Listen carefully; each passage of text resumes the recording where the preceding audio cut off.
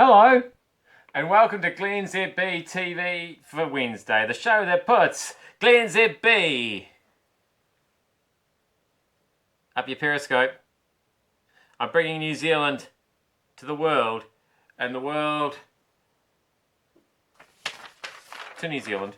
Hey, Labour, whether you're doing this or not, you've certainly started talking about it. The whole paying people $60 a week when they have a kid.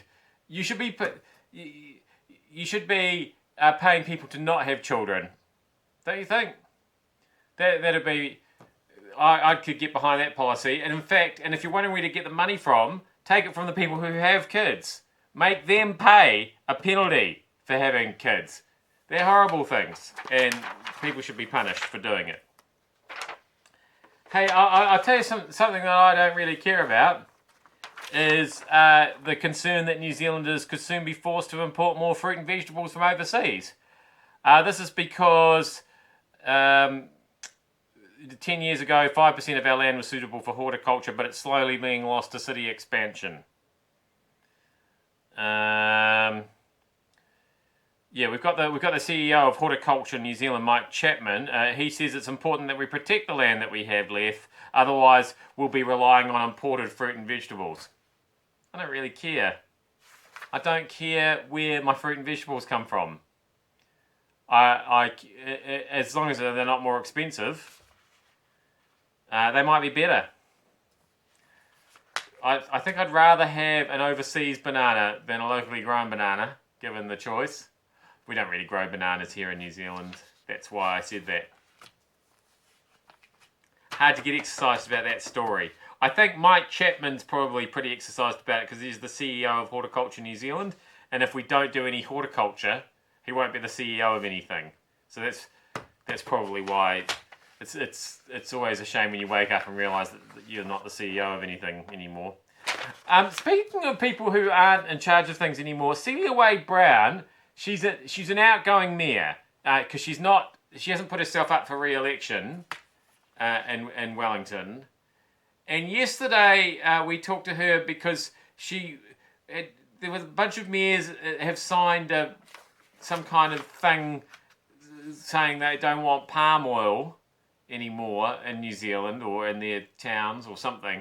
And it was she sounded a bit confused exactly how many orangutans and tigers she'd be saving in Wellington, given that there aren't that many wandering around down there. And there aren't actually that many palm oil plantations down there either. So that was weird. And then today, news has come to my attention that she's swapping her mayoral chains for a woolly hat and a cardboard box on her last night in charge of Wellington because she's sleeping in the Mount Cook School playground for the 14 Hours Homeless campaign. She's hoping to raise $750 for the cause. She's up to $100. Whew. Lofty goals there. I'm just worried about Celia that now that she's not mayor, she's got too much time on her hands and is wondering what to do with herself. I'm worried what's going to happen there. It's a bit like these sports stars you hear about once they retire and then they go off the rails. Now that she's not in charge of Wellington, maybe she should go and see if she can become in charge of Horticulture New Zealand. I don't know. Finally, I'm getting an unprecedented amount of comment on the facial hair.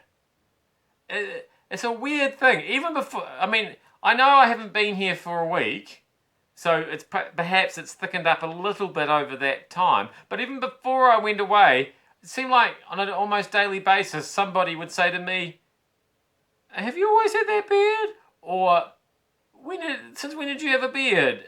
And stuff like that. It doesn't happen overnight. I'm not Homer Simpson. I think I've probably got about the same levels of testosterone or whatever it is that causes facial hair as your average guy. Probably below, in fact.